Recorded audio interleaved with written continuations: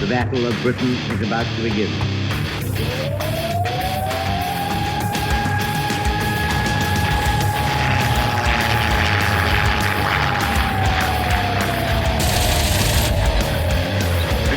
We got tanks up there.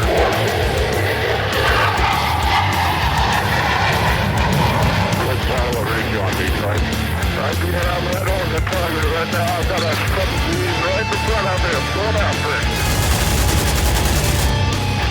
Right, I got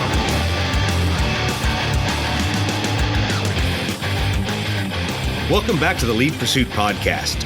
Tonight, we're going to stop talking about wargaming. We're going to talk about history again, and we're going to talk about some historical authors and the things they've written for the next couple episodes.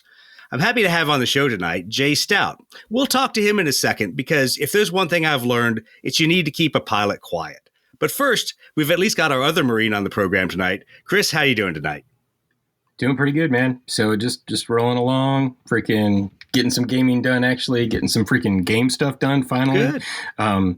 Battletech Kickstarter showed up. I know. Yet another game. Yet more stuff to paint that I don't have time for. Yeah, more things you have to paint. That's awesome. Well, we chose not to have Trevor on the program because we realized we had 4 Marines on at one time. That'd probably be too much for the rest of our audience. So we decided to say, hey, Trevor, go do something else. Go paint some more miniatures. Go paint more of Doug's miniatures. Do some work out. So we're on official testosterone limit. Yeah, exactly. We can't take any more testosterone. So we've got Chris on as a retired Marine. We have me as the retired Marine, and Jay Stout. Let me describe Jay Stout. So I'll use the words that the late Colonel Walter J. Boyne said about Jay. Jay's a triple threat aviation historian. He's an experienced combat aviator, a meticulous researcher, and a compelling storyteller. So Jay, good to have you on the program tonight. Thanks so much. It's good to be here. Absolutely. Good to have you on. Well, so Jay, a lot of people may know you from your first couple books that you wrote, and that's where I was introduced to at the time, Lieutenant Colonel Jay Guinness Stout. So first book of yours I read was obviously Hornets over Kuwait. Now, that was a great book for those of us who were young, budding aviators, thought we knew what was going to go on in the Hornet community, and we kind of needed that tell-all, behind the scenes, no shit, here's how combat aviation works kind of book, which probably introduced you and your writing style to a lot of different people out there. What was kind of the feedback from that entry to the writing world there? Well, the feedback primarily was that I chose an excellent way to end my career. So that was gratifying. You might recall that the book addressed some controversial issues, women in the military, the Aviate-B Harrier, the kind of way that Marines acted or did not act. That I do remember. Well, it's funny you bring up the Aviate-B Harrier, because I think in that community's eyes, your next book, Hammer from Above, redeemed yourself in their eyes, because for all of us Hornet babies, we suddenly felt betrayed. Here is our former Hornet pilot now saying good things about the Harrier in one of his books. And I know I sat there reading through Hammer from Above, your discussion of Operation Iraqi Freedom, air combat actions. I'm like, why is he saying anything nice about this community? Who are these guys? They're a bunch of jerks. So I'm sure that changed things a little bit. Well, it was never about the guys. The guys are great. They're Marines, the guys who fly it and maintain it. Wonderful people. They got saddled with an aircraft that had a lot of limitations. And it was much more limited during Desert Storm when I saw my combat time. By the time of Enduring Freedom and Iraqi Freedom, they had fixed a lot of the problems. Some things I could not fix, but it was a more potent weapon system, and they operated it a little bit closer to the action than they had during the Gulf War. So great guys doing good things with a, in my view, fairly limited airframe.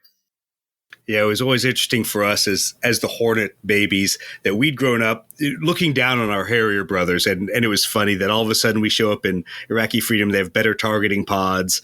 They're getting a lot of the good missions, but we were always happy because as forward air controllers, what did we get? We got all the tanker gas. So all the tankers were at our disposal, and so they routinely would be dropping into to fobs out there on some highway strip, getting gassed up straight from a C-130, and we would hear no end of that. At the end of all the missions, how come you guys got all the tankers? Well, because we're the cool guys that fly Hornets. We need the tankers. But no, that was a great book for me to read through, to hear about all the things that I didn't know had gone on, during OIF, because I was so focused on our part of the battle, and so didn't always get to hear all the other stories.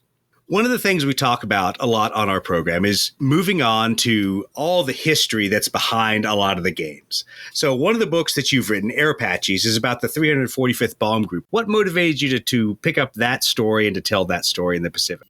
I had done quite a few books on the air war over Europe, and I had always been pulled to the Pacific because, like you and a lot of other Marines, we spent a lot of time in the Pacific. We read a lot about what happened in the Pacific. But interestingly, publishers were more interested in getting books about the air war over Europe because more people served in Europe during the war, so they had more children, more grandchildren. Essentially, there were many more ready readers for the air war over Europe than there were for the air war over the Pacific. The market was bigger. But finally, I had the opportunity to turn my attention to the Pacific. I had always been fascinated by the low-level attack missions that had been done with the B-25. It just seemed like a really rugged man's airplane getting in there down and dirty with a fairly ruthless enemy, and the Air Apaches were probably the iconic low-level B-25 unit in the Pacific. And I approached them, their organization. They had a lot of members still at that time, a lot of information, a lot of data that I could draw from, and they were very cooperative and encouraging with that book. So, that being the case, it's much easier to work with someone who wants to have a book written about them than it is to work against somebody. So I chose the Air Apaches, the 345th Bomb. Yeah, so looking at a lot of their history, it's interesting how it intertwines with areas that both you and I have been, realizing the 345th trained out of Walterboro, South Carolina, which to all of us that flew out of the Low Country, flew out of Beaufort, we think of it as a small outlying field somewhere, that small civilian field no one goes into, and then obviously picked up a lot of their aircraft at Hunter Army Airfield, accepted them there, did their acceptance flights, and then did all their training. How much of that associated history in South Carolina did you find for a lot of the B-25 units? Because I know there's a lot of it that took place up at Columbia. There's just a lot of airfields that now are civilian fields that really at the time were military training bases. You bet. That's the case across much of the United States. But, the place names that they brought up in South Carolina and North Carolina were familiar to me as they were to you. In fact, I think I had done a little bit of fishing in one of the lakes they had mentioned they put an aircraft or four down into. So that was nice. It was nice to be able to talk to the veterans and say, yeah, I know exactly where you're talking about. I've been there. I think that's one of the interesting parts of kind of the Low Country history, is because people don't realize with Savannah there, with the Mighty Eighth, Walterboro, all the training for the B-25 units there, but also Walterboro for Tuskegee Airmen, that there's actually squadrons that trained there and prepped to go over it, and all the different aviation history that's wound up in South Carolina that a lot of people may or may not have been aware of. So it was interesting to go through, as I read your book, Jayhawk, which is specifically about one of these aircraft pods, about George Cooper, and about his time, growing up in the Philippines, then coming to the U.S. and starting his service as a B-25 pilot and going through flight school and all the funny stories that are obviously relatable to all of us who've been through military flight training. But it was fascinating to see just the number of casualties. And I think people a lot of times give that lip service about World War II training, that there were so many casualties. But your book really brings it home in Jayhawk that as you focused on this one individual and his training, how many of his friends did not make it through training phases, or even people that he flew aircraft with that then he's in a later training phase, they're flying a different airplane, they're now crashing and perishing and sacrificing just before they've even made it into combat. Yeah, it's interesting because you think about it, the science of flight was, not even, well, they hadn't been flying for even 40 years at that point. And the flying machines, if you want to call them that, were certainly much more primitive than what you and I flew. But the biggest factor, I think, is they went from a force of about 25,000 in 1938 to 2.5 million in 1944. Well, nobody in the entire service virtually had been on the job for more than 2 or 3 years. So you had somebody who had learned to fly and gotten his wings, a couple months earlier, training somebody else to learn to fly till they got their wings, and on down the chain. So there wasn't a lot of experience out there, and they learned almost literally on the fly how to fly in combat. They'd take lessons of those who had been in combat, trying to reincorporate them in. And these guys were young. We're talking anywhere from, there are a few exceptions, but most of them, when they got into combat, were somewhere between 20 and 24 years old. And you think about what we were like when we were 20 to 24 years old. The rules weren't as strict back then. Again, nobody really knew anything about making war from the air. So it's not remarkable at all that a lot of people died. Yeah, I think it's amazing that actually when you look at it, you laugh and you go, how did we even produce aviators when we have people who've barely been trained or that next generation of training instructor? And like you said, people, we're learning by doing. And so they're validating, hey, there's more procedures that we need to add, or there's more risk that we didn't account for. And I'll jump all the way to the end of the book. It's a fascinating commentary when your focus of the book Jayhawk, when George has to go be a safety officer, and now looking back at all the things that he's spent years learning the hard way, and suddenly being the person who has to be the Johnny on the spot to go, let's not make all those mistakes again. Let's not with this new airplane go back through and relearn that yes, this is a dangerous business. And it's things that we take for granted today in aviation. We take for granted how safe, first of all, civil aviation is, and then even in military aviation with its risks, we take for granted that we have safety officers at all levels that sometimes feel really intrusive, and sometimes you think they're missing the point, but generally they're there to make sure we've learned those lessons, and that we don't put our hand back on the burner just to learn that it's hot. Yeah. You bring up a good point. George was the grizzled veteran with a grand total of 3 years of flight time when he was thrust into that position, which was new, by the way. The United States Army Air Forces introduced safety officers to its fighter and bomber and transport groups in 1944 after they'd been at war for several years. And there were no instructions for George. He said it was a one-page memorandum, so he had kind of carte blanche to develop his own program. But again, on the other hand, he didn't have much guidance either. Right. Well, so let's talk a little bit. How did you end up with George as the focus of your book? How did you go from talking about the Air Apaches and an entire bomb group to saying, here's one individual I want to focus on? Well, Air Apaches had been published for about 2 months or so when I got a call, and it was from a nice lady, and it turned out to be George's daughter. And she said, hey, my pops has read your book, and he found it really interesting, and I think it'd be great for you to talk with him. And this was neat to me because she told me he's 99 years old. And I realized then that he had probably flown in and obviously survived the early air battles over Rabaul and Wewak. Whereas when I had been writing Air Apaches, I didn't know George existed. I didn't know he was still extant. So, in fact, I couldn't find anyone when I wrote Air Apaches who had been alive and had flown over Rabaul and Wewak. So I was excited to talk to George and got on the phone with them. And I thought we'd just have a nice conversation and he could reminisce for a while and I could enjoy that. But the more and more we talked, the more and more I realized that his story would make a good book in its own right, because he had been born to an American father and a Filipina mother in the Philippines, had kind of had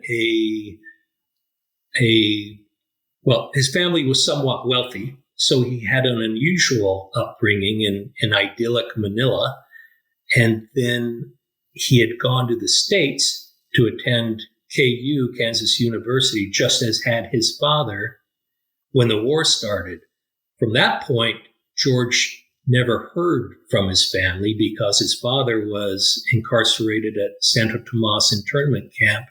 His mother and his sister were essentially held in house arrest in Manila, and he had no idea in the world what had happened to them. So he goes through flight training, ends up in the Pacific, fighting the same ruthless, cruel enemy that was holding his family prisoner. And ultimately, he flies a complete tour in New Guinea and elsewhere in the Southwest Pacific, goes back to the States, does a stateside training tour, comes back, joins another unit, and then finds his family in the Philippines. And that made a really, really nice story. And then paralleling his own story, we follow what happened to some of his classmates and playmates, and some of that was absolutely gruesome. Also included in the story, but it helps make a very full story, a very complete story. It's not just air combat all the time. It's not a big flag waving book. It's about what happened to real people, to families, not only in the Philippines, but in the States as well. George had gotten married during the war, and he had a baby born while he was gone. So we cover some of that as well. Absolutely. I think for me, that made it a fascinating book because, like you say, it wasn't just flag waving and it wasn't just talking about the air combat stories that so many people tend to get focused on and wanting to hear the how it was to fly against the flak, how it was to interdict the shipping, all those kind of stories that are retold. There was a lot of the interpersonal, which I did find was kind of funny as I'm reading the book, because even though I know George survives because you interviewed him, you tell so many stories of him being, as we would say in modern aviation, the best squadron pilot, which means he was probably the biggest risk taker, that you sit there and I read this and I go, I know the guy lived, but this sounds like he's going to kill himself, either showboating around the airfield or in one of these attack runs. I sit there and I go, how is he going to make it through this book that I know he did because he was interviewed? So I'm sure there had to be a moment as you were interviewing that you're like, you had to look at him and go, George, really? Did you really do that? Because that really sounded dumb. Yeah, the thing with George is that, he probably forgot some missions that would have been the most exciting mission in my combat career. He saw a lot, he did a lot, and the book does cover that pretty well. But again, it's more than just air combat. Well, and I think there's something to be said for talking through a lot of the different kinds of fights that George found himself in, because the B-25, when most people think about it with the designation of B, they think of it doing level bombing kind of runs. And he talks through his part about all the upgun conversions, and you do a great job without delving too much into the technical part of talking about how they went out and had to upgun those aircraft and how it changed the mission. And so you find it doing what you and I would call more of a fighter attack mission than what they would have thought of, which was generally going in for a level bombing run. That's what B series aircraft did, and that's what made it interesting to me. I mean, to think about, I've been fortunate enough to fly in a few B-25s, and to think about sticking your nose down in that thing and strafing anti-aircraft sites and things like that. I'm like, that sounds really crazy. Why would anyone do something like that? That doesn't make any sense. Yeah, and you characterize it pretty well. It was more of a fighter attack type mission. And I'm the same way. I've flown B-25s a couple of times, and it's hard for me to imagine going in that aircraft, which was relatively fast or reasonably fast for its time. But it's compared to what you and I are used to, he's going in at about a half to a little bit less than half the speed. And all those guns firing at him, under attack by enemy fighters. On the other hand, he got down right in and amongst them. He could see who he needed to hit. So those guys did a great job. They generally, and that's the reason they made the airplane, do that or modified it for that sort of mission, so they could get down and grub it out with the Japanese and see who they were trying to kill. There's a lot of interesting photos that are in the book of them, turning over the shipping as they're coming off target and dropping the parachute frag bombs and things like that. That you sit there and you look at and you realize, okay, this is a camera image, and I can recognize all of the airplanes that they're dropping these little parafrags on. So they're probably at about 50 feet, if that. And it really it puts the what we think of as combat aviation, really puts it in perspective, because it is a much more up close and personal kind of attack mission than generally what we as Americans are given as our World War II fare. Because generally we think of 8th Air Force, we think of high altitude bombing campaigns, or we think in the Pacific of B-29 raids. We don't think about people with the knife in their teeth, in the weeds, in amongst the anti-aircraft fire, with Zeros and all the other, bandits swarming around trying to shoot them down in the middle of that as well. And that's a very different mission than most of what we saw. Yeah, I'll flatter us and say that it was almost like a Marine fight. Well, you mentioned that, and there's now inside the shrine of Marine weapons schools there, the Mott's One hallway, there is a photo of a Marine PBJ, and I don't know what part of the Pacific Theater it was, but it's a very similar photo where it's a low-level attack run, and you can see all the tracers coming up, and you see all the impacts as they're down there with their 650 cals in the nose, doing Lord knows what, trying to duel it out with anti-aircraft cannons. So, sure, essentially the same airplane, different paint job. Absolutely, yeah, a dark blue paint job instead of camouflage. Well, Chris, I know you had a question you wanted to ask. Yeah, no, I was just saying that, I've read several accounts just recently, on the Japanese side, and I was surprised in the Japanese accounts that I've read how much mixing it up with the 25 that they recall. And in a lot of it, it's that, they would say when the 17s would come over, the 29s would come over, they would leave. The 25s would show up and they would just run after run after run. They would strafe and strafe and strafe and strafe. And if they didn't have fighter cap up, or they didn't have the ability to get fighters up, they were like, you were living with these guys for, an hour. So them tearing your small firebase apart. I know Subaru Sky's got one account where, they couldn't get anything up. So all the pilots are running out to help man anti-aircraft guns. That's all they could do. They said, we've got to get these things away from the base. They're tearing up every fighter we've got on the airfield. And it was just run after run after run. And he said, when he went back to the CP, because of the amount of guns on the 25, there was just bullet holes everywhere. They just shredded everything. So yeah, it's definitely, I know reading those accounts gained a far better understanding of what the 25 pilots were doing and the mission that they had in comparison to, like you said, other B model aircraft. It was just a totally different war for those guys. And then I've started going back and you look at, around New Guinea and some of those operations they were doing, flying basically early close air support. And then I started pulling, you start pulling the YouTube footage. Okay, let's see what they've got out there on B-25s on YouTube. And you see some of those low end strafing and bombing runs where they're, literally going by and you can see the coconuts in the trees. They're moving at such low altitude with all the guns blaring and the bombs coming off. And there's some incredible footage out there. If you've never been out there and really looked into the B-25, it's an amazing aircraft to look into. And luckily, because of our camera technology, there's some amazing gun footage out there of the work that those guys did. And I think that brings it home a lot more than just hearing accounts sometimes. Sure. I like that word you use, shredded, because I use that same word. That many rounds concentrated so tightly, whatever they hit was literally shredded, be it concrete buildings, aircraft, troops in their holes, whatever they hit, it just literally tore it apart, shredded it. It's interesting. People sometimes think about, 50 cals. They go, oh, whatever. It's not the 20 mil. It's not the 75 that other upgunned versions had. But when you have 650 cals facing forward, all hitting in a very fixed, narrow, beaten zone, I mean, that's a lot of steel going down range, and nothing good comes out of that.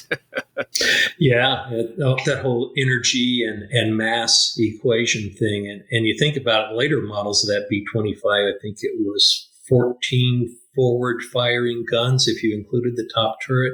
So those later models were beyond what George flew, and the amount of kinetic firepower they were sending down range was amazing. Oh, absolutely. It's interesting, though. He moves away from the B-25 partway through the book, so I'm not going to tell the whole story because otherwise people need to read the book.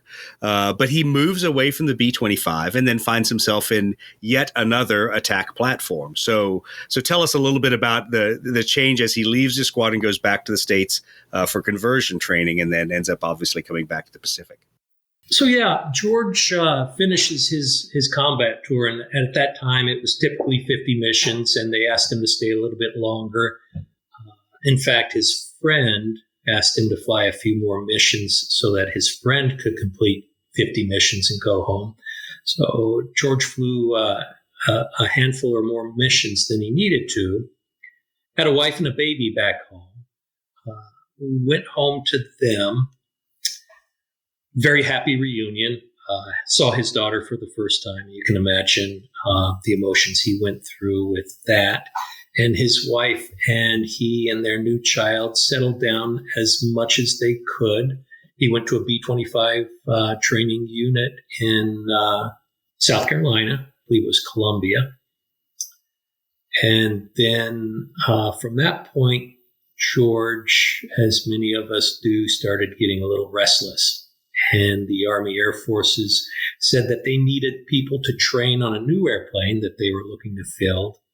It was the A-26 Invader, which was a Douglas aircraft. And if you can imagine that if they went to B-25 pilots and said, what could we do to the B-25 to make it better to do the mission that you were doing out there in the Southwest Pacific, what would that airplane look like?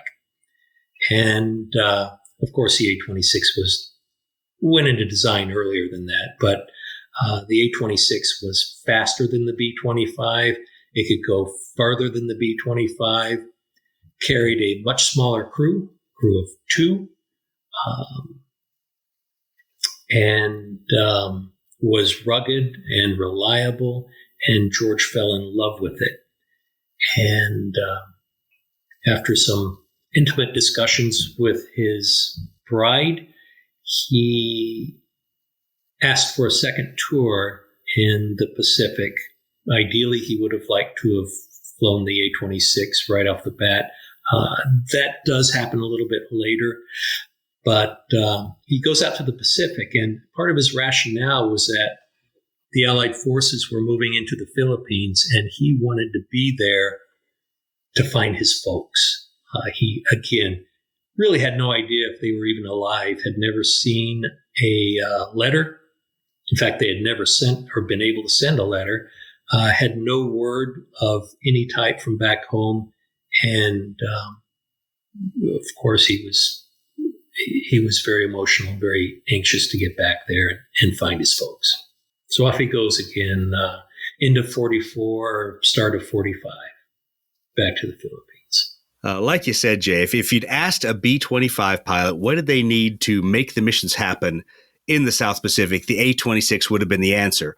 But like so many airplanes, the community didn't necessarily know how to use their airplane. One of the things I took from reading Jayhawk was that there was a real resistance to understand how the B-25 had done its missions and incorporate those same lessons learned into the A-26. What did George have to say about that? Because I know there's some time he spent, as he would say, kind of wasting his time and not actually contributing to the squadron. during the missions. Yeah, so George gets back to the Pacific and he gets assigned to the 3rd Bomb Group, which had been previously designated as the 3rd Attack Group. And it had a very, it was an iconic bomb group. It had an illustrious history. And in fact, it was so illustrious that it competed with George's former bomb group, the 345th Air Apaches, for attention and publicity, and they had a natural rivalry or competition between them. And George shows up. He's formerly from the 345th, and now he's with the 3rd, and now they're not quite sure what to do with them. He's more experienced than virtually all of them, and I'm not sure if it was personality issues or just the nature of the administrative beast, but they had him doing some staff work. At the time, they were flying the A-20, which was another predecessor to the A-26, a delightful little aircraft and a good performer, but didn't have the range and the payload and the armament of the B-25 or the later A-26. So George whiled away a couple months worth of time doing virtually nothing while the group finished their 10-year flying A-20s and transitioning to the A-26. And it was only until that transition was nearly complete that George was made a squadron commander of the A-26s and took it into combat finally. And he was very excited to do so. Unfortunately, but really happily, the war was nearly over by that time, and they had moved up to Okinawa, a few hundred miles south of the main Japanese islands, and he flew a couple, 2-3 missions up to the main islands before the war ended. His second combat tour had not been nearly as, we'll call it, exciting as his first combat tour had been. But happily, during that time, he had been able to locate his father, who had been liberated from the prisoner camp, was grossly malnourished and underweight. And happily, he was able to find his mother and little sister. So they had a family reunion. You can imagine it was quite tearful, lots of questions. Lots of emotions. One of the happiest moments, I'm sure, in George's life. And the house, the family house, was still standing. The Japanese had used it as a headquarters of some sort, but had not destroyed it, and it had not been destroyed during the fighting in Manila. Much of Manila, in fact, had been leveled. Well, and I think that's one of the interesting things to bring up is that I think a lot of Americans don't realize just how much firepower and raw combat capability was put to getting the Japanese out of Manila, because unlike MacArthur, they didn't just say it's an open city. I want to preserve the history. I would rather leave the city intact than make it a defensive bastion. And unfortunately, the Americans just had to do block by block shelling and bombing in order to dislodge the Japanese, which really is tragic. Unfortunately, we've seen that countless times in warfare. But it's just fascinating for a lot of us who didn't realize that. I know for myself reading through it, I kind of assumed, okay, it took damage like any other city, but no, it really became a redoubt of the Japanese there in the Philippine Islands. Yeah, you bring up a great point. It was a grand old city, dated, I believe, from the 1500s, old, beautiful architecture. And as you indicated, it was reduced essentially to rubble. Probably, it could be argued it's the most difficult urban fighting American forces have ever participated in. Enormous casualties, and it was one of the most gruesome ground campaigns that the Americans participated in during the entire war. And of course, the civilian populace was massacred in large part by the Japanese. Absolutely. So why do you think, as Americans, we haven't really concentrated on that fight, especially in the military history? You'll always, especially in the Marine Corps, obviously that was an Army fight, but in the Marine Corps, you'll talk about Hue City. You'll talk about so many other, urban actions in Korea, and we'll talk about, Okinawa. We don't talk about the Army fighting their way through Manila. Is it just us turning a blind eye to part of history, or is it because we did what we didn't want to be? We were those people who had to level a city to save it, in that sense. I think it's a couple of things. I think it should be recognized that as many people as the Japanese willfully killed, as many civilians as they purposely killed, the Americans with their artillery and other weapons killed a fair number of civilians as well. And also during this time, the war in Europe was wrapping up, and Germany was on the brink of surrender and finally did surrender on May 8th. And all the headlines were directed towards Europe, and not as much attention was directed to the Philippines. And so I think because it was not as well known at that time, it continued to be relatively unknown all the way to the present day. I've read accounts that said that was done, intentionally. It was a PR effort. The PR that was necessarily coming out of the Pacific and the body counts that were coming out of the Pacific were not good storylines. And that was back when the military controlled the media in a lot of respects. And that was not something we wanted to concentrate on, especially with us at the time, a lot of people believing we had that long slog that was going to come in the invasion of the Japanese mainland. So, a lot of that stuff was silenced. I mean, Peleliu, for how long was what really happened at Peleliu silenced?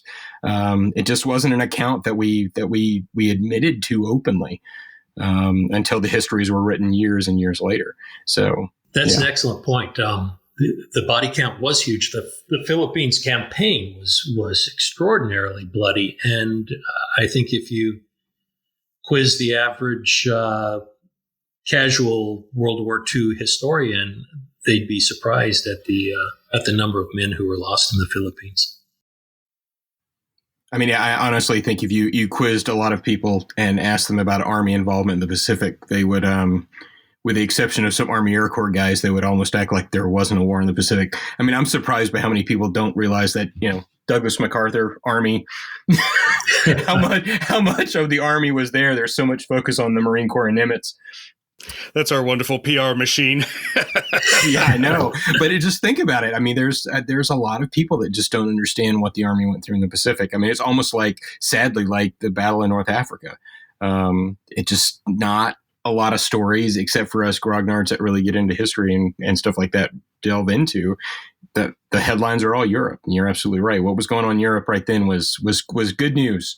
And what was going on in Manila wasn't necessarily good news. Yeah.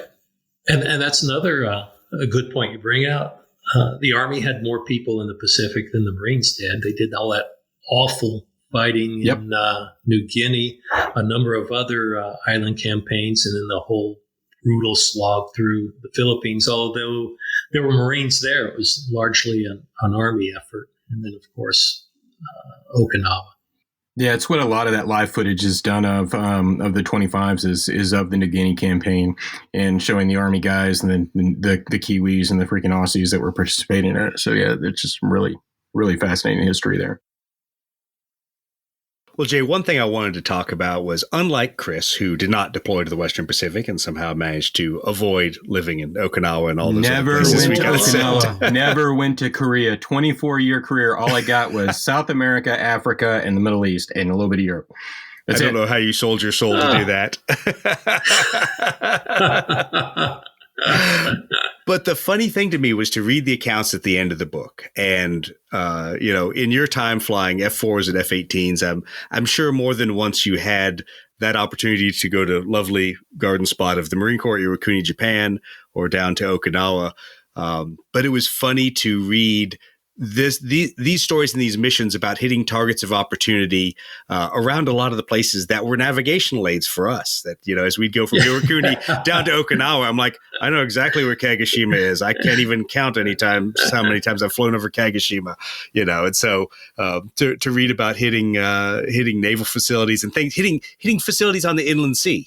How many people can say they've flown at low level over the inland sea? Well, probably most of us that got stuck in Iwakuni. So that was really fascinating to me, was to have, in a sense, my understanding of Japanese geography and Pacific geography to really put to a point with the missions towards the end of the book. I thought that was interesting.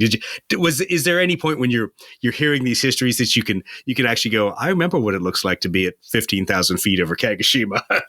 Oh yeah, and when he talked about Okinawa, I actually went to grade school in Okinawa, and then of course through the Marine Corps was there many, many times. And so I knew exactly what George was talking about when he was describing parts of Okinawa. And you mentioned Japan. He goes up to Japan after the surrender and spends time there and works with the civilian population around Atsugi, of course, where we spent a lot of time passing through. And the reactions of the Japanese civilians and the military men he talked to, it was, they had fought so savagely during the war, but were utterly submissive and cooperative after the war. It was hard for him to reconcile, I think. This brutal enemy he had fought was almost cooperative to the point where they were kind. And they explained to him that they had been told that when the Americans came, they would rape the women, kill the men, steal all the possessions, and that they may as well kiss their lives away, essentially. And the civilians and military men alike were stunned that was not the way the American military operated. Absolutely. And George was gratified to be able to act in a way that was the polar opposite of what his Japanese counterparts would have acted had they prevailed during the war. Well, and that's an interesting historical point, because I remember my dad's stories from being a Marine in Iwakuni in the 1960s and being the base communication officer. So he always dealt with the civilian authorities and always dealt with the Japanese telephone companies and things like that. And it was funny for him to meet Japanese veterans and for him to meet Japanese who had lived through that entire period. And obviously with Iwakuni being just south of Hiroshima, these people had been witness directly to the atomic bombing. And for him to talk about how friendly they were and how helpful they were. And it was obviously a time of a lot of social upheaval in Japan, and there were communist demonstrations, and how his office mates would say, no, you don't want to go downtown today. You want to wait to do your shopping till tomorrow, or they would do whatever they could to make it so that he was not put at risk by any of the things going on. So it's an interesting change in the Japanese psyche and in a very very different way of being exposed to what an occupying power is, rather than how they occupied so much of the Pacific. But likewise, we talked a little bit earlier, and I'll bring up the book now because it's totally out of the aviation world, but your book, Slaughter at Goliad. So this is a book that I never expected a Hornet pilot to write. Why would an F-18 pilot write about a failed battle of Texas volunteers against the Mexican army and the follow-on massacre and slaughters? What brought you to the point of writing that history that, in a sense, was the same kind of discussion there about war crimes and actions, but individual humanity in the mass of all these terrible things that's going on? Yeah, well, for your listeners who aren't familiar, during the Texas Revolution, there was a battle between American volunteer forces against the Mexican army.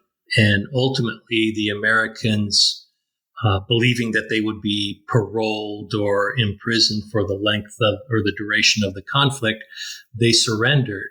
And instead of being paroled or imprisoned, a short time later, they were marched out in three or four large groups and massacred, literally gunned down. And they killed about 400 of them. It was one of the largest losses of human life or Americans in combat up to that time in our history. Anyway, I had been stationed not far from there in South Texas, and I was in Beeville, Texas, a neat little town, very friendly people, lovely people. There's not a lot of things to do there. I was an instructor at Chase Field at Beeville, and when friends or family came to visit, we would drive the 12 or 15 miles to the site of the battle and the massacre, which was the mission at Goliad. And if you would ever imagine what the Alamo looked like, this is what, in your mind's eye, the Alamo looked like. It's out there in a field, kind of solitary, surrounded by ranches and farms. And you can look at that structure and think about what the battle must have been like. Whereas Alamo, it's downtown San Antonio, and it's in the heart of all the traffic and crime and everything that comes with a big city. Anyway, it struck me that no one had ever written a coherent book-sized narrative of this battle, of what had happened, what had gone on that led up to it, the actual battle, the massacre itself. No one had ever done that with a popular book. And I thought, these guys deserve it. Their story needs to be known. And so I set out to do that. Did a lot of research, did a lot of interviews on the site there with various historians. And the Naval Institute Press bought that book and published it. I think it was probably my fourth or fifth book. Anyway, I've been pretty proud of it, and I feel better now that the guys are recognized somewhere. Absolutely. Well, there's some interesting parallels, because there's definitely in both Jayhawk and in Slaughter at Goliad, there's an attempt to show the good with the bad, and to show the good in the bad, in the sense that there are always people fighting for causes or things that we as Americans may not agree with, or even in units that are creating horrible human catastrophe, but that there's still people who try to do the right thing in the middle of that, and that they try to show mercy, and they try to be less evil and less horrendous than a lot of the other things that are going on. And it really brings back the circle of kind of everyone's humanity, that even though a lot of times we like to vilify our enemies and like to think of them as inhuman, they are still thinking human beings. They're making rational decisions, things we may not understand, but that we have to understand. They have parents too. They have children. They a lot of times do feel the same hurts and the same feelings we do. And it's interesting in both the books, both in Jayhawk and in Slaughter, the talk about how many people chose to put themselves at risk to do the right thing, to either let people go from a prison in the Philippines, or to not exploit things that were going on, or to let people in Texas, to basically parole some of those soldiers themselves, and to put their own life on the line to defend some of those American soldiers. Yeah, and that's something. What you just said there has been part of my writing since the very beginning. That guy you're out there trying to kill, because you're at war, was somebody else's baby boy. And, somebody was excited to bring him home from the hospital, or the midwife. That was somebody's brother. And you probably encountered it, your travels throughout the world. I find that we're pretty much all the same. We want our families to be happy and fed and clothed and healthy. Our basic needs and our outlooks on life are not that different. And I encounter the same personalities, not only in different places around the world, but when I talked to these old World War II vets, I knew I could picture in my mind this guy I'm talking to. Oh, you're just like so-and-so in VMFA 312 in 1985, or that guy you're talking about. I know exactly what type he is. And it gets into the greatest generation discussion. And I'll come out and say that I've interviewed a lot of World War II vets, and by and large, they're great people, as by and large most of us are. But I've come across my share of jackasses and people I would not give the time of day to. That's actually refreshing to hear, you know? Yeah, they're human like us. They are just like us. They are, if you want to use that term, and I don't like it, they're the greatest because they endured the Great Recession. Of course, what else are you going to do? You're not going to lay down and die, so you're going to endure. And then World War II was thrown right on top of them, and they stepped up, just as I believe most folks would today, stepped up to do the right thing for their country. Well, absolutely. And listeners to the podcast have heard me make this point before, that it's amazing to me with all of the history and Marine Corps, I'll call it propaganda, that we are invested with from day one as young Marine officers, that when you go out there and you look at the amazing things done by World War II Marines, and you sometimes feel a little bit sheepish when you turn around and look at your modern day Marines. But then you realize that some of my counterparts that were there in Afghanistan, they were there for 6 months of constant fighting. There was no R&R. There was no going to Australia. There was no hard fought 4 weeks of an operation and then a month, 2 months, 3 months of refitting. And they're very different experiences. And I think we as warriors shouldn't try to hold one above the other. We should just recognize that it's amazing what humans will endure. And it's amazing the things they will do when they're fighting for a cause. And we really should do our level best to reward all of our soldiers, sailors, airmen, Marine, Coast Guardsmen, Department of State, FBI, all those people who are overseas that are doing these things, because it's really a demanding career choice, and it's fascinating the level of effort they have to go through. It is, and to your point, the smart guy will never try and say his war was tougher or harder or better than somebody else's war. All war can be gruesome, and you don't know what that individual you're talking to endured or did not endure in his fight, his conflict. Absolutely.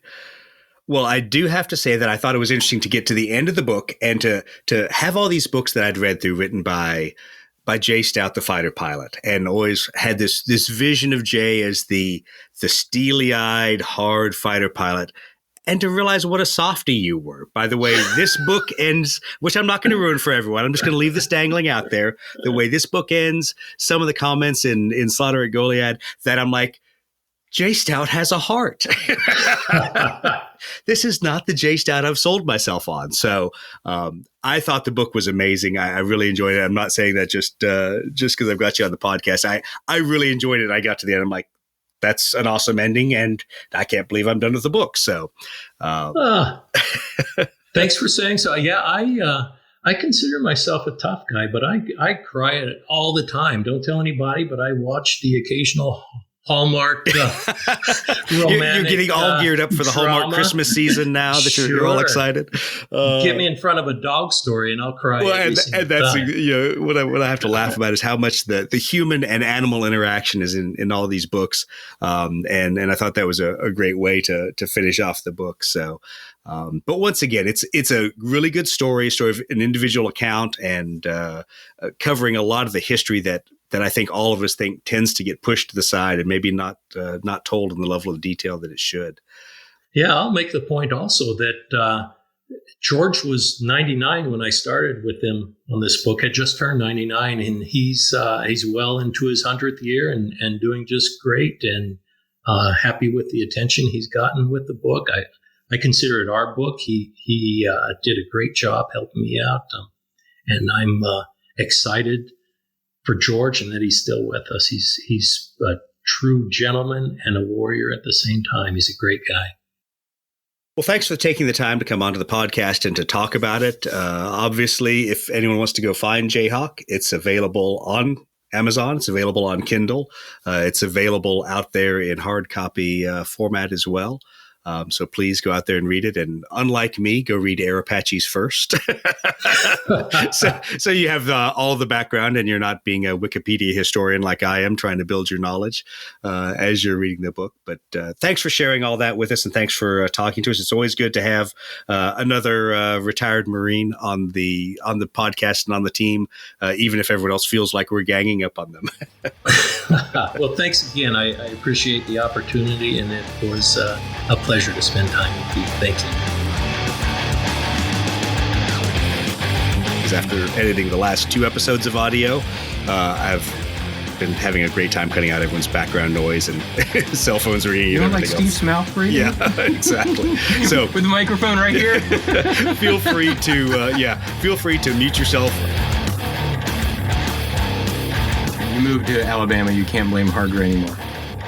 I have, well, the funny thing is, this is the best internet I have is out here in Alabama. It's better than Hardgray in lovely Beaufort, South Carolina. Copper wire and a freaking tomato can. Yeah, pretty much. That would be Beaufort, South Carolina's internet.